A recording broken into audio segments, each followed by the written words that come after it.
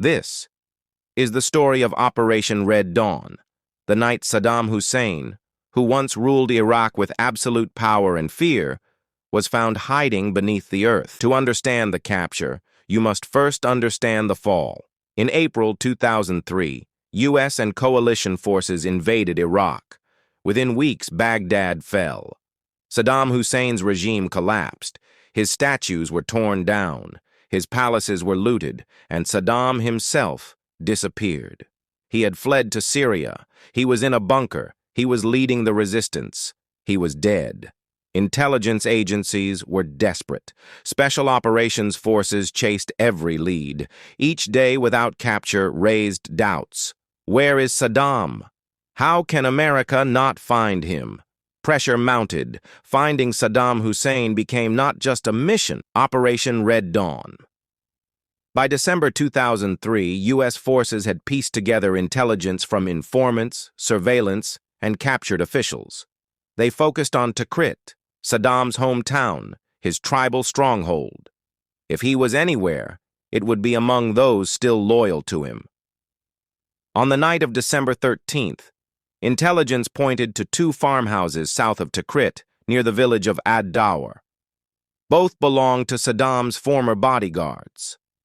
Around 8 p.m., units from the 4th Infantry Division, backed by Special Operations Forces, moved in. From the farmhouse. The first site was empty, but at the second, a small, unremarkable farmhouse, something felt different. They searched the compound. Nothing in the main house, nothing in the sheds. Then a soldier noticed something odd near a small hut. A patch of earth looked disturbed, covered partly by dirt, bricks, and a rug, with something sticking out, a ventilation pipe. Someone was down there. The soldiers surrounded the area, weapons ready. They called out for whoever was inside to surrender. No response. Grenades were prepared, but suddenly, a pair of hands emerged from the hole. They pulled him out. The hideout would later be called the Spider Hole, 6 to 8 feet deep, just wide enough for one person, equipped with a fan and a vent pipe, covered by a simple brick and styrofoam lid.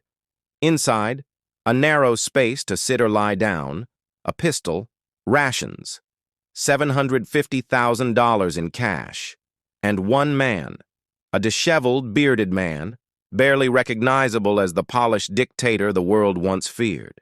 His hair was long and unkempt, his beard gray and rough, his clothes filthy. But there was no doubt. It was Saddam Hussein. We got him. He was armed, with a Glock pistol, but did not resist. When asked to identify himself, he reportedly said in English, "I am Saddam Hussein, president of Iraq, and I am willing to negotiate." One soldier replied, "President Bush sends his regards." He was searched, restrained, and taken into custody. DNA tests later confirmed his identity, but no one doubted it. The man who ruled Iraq for 24 years was found hiding underground.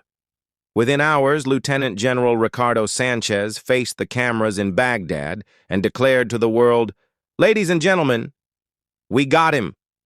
The room erupted. Reporters gasped. The world stopped. The images that shocked the world. Soon after, U.S. forces released photos and video of Saddam's capture. A military medic examining him, Saddam opening his mouth for inspection, an image of humiliation for a man who once ruled through terror and power. The dictator of Iraq was no longer in his palace. He was in a hole in the ground.